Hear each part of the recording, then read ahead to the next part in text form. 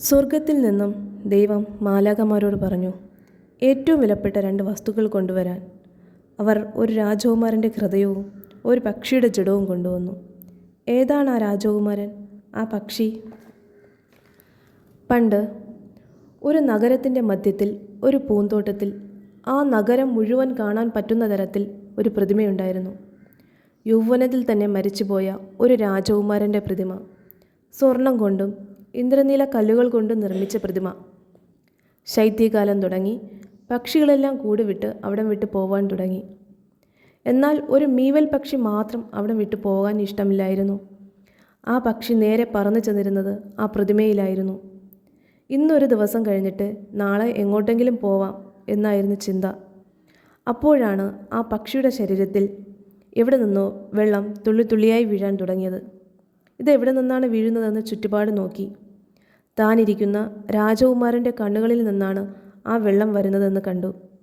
നേരെ പറന്നു ചെന്ന് രാജകുമാരൻ്റെ തോളിൽ ചെന്നിരുന്നിട്ട് ചോദിച്ചു, അതേ സന്തോഷവാനായ രാജകുമാരാ, അങ്ങയുടെ കണ്ണുകളിൽ നിന്നും എന്താണ് ഇങ്ങനെ വെള്ളം ഒഴുകി വരുന്നത്? രാജകുമാരൻ ദൂരെയുള്ള ഒരു കുടിൽ കാണിച്ചിട്ട് പറഞ്ഞു, നീ അങ്ങോട്ട് നോക്കൂ, അമ്മയും 2 കുഞ്ഞുമക്കളും. അവർ ഭക്ഷണം കഴിച്ചിട്ട് തന്നെ 2 ദിവസമാവാൻ പോകുന്നു. നീ എന്നെ ഒന്ന് സഹായിക്കണം. എന്നിൽ നിന്ന് ഒരു കല്ലെടുത്ത് നീ അവർക്ക് കൊടുക്കണം. ഇല്ല, എനിക്ക് പറ്റില്ല. ഈ കൊടും തണുപ്പത്ത് എന്നെ കൊണ്ട് ഒട്ടും പറക്കുവാൻ പോലും വയ്യ. രാജകുമാരൻ്റെ സങ്കടം കണ്ട് സഹിക്കാൻ വയ്യാതെ ആ പക്ഷി മനസ്സോടെ ഒരു കല്ലെടുത്ത് ആ സ്ത്രീക്ക് കൊണ്ടുവന്ന് കൊടുത്തു. ഓരോരോ സഹായങ്ങൾ ചെയ്ത് രാജകുമാരൻ്റെ ഓരോരോ ഭാഗങ്ങൾ നശിച്ചുകൊണ്ടേയിരുന്നു. അങ്ങനെ അവസാനം രാജകുമാരൻ്റെ കണ്ണുകൾ തന്നെ കൊത്തിയെടുത്തു കൊടുത്തു.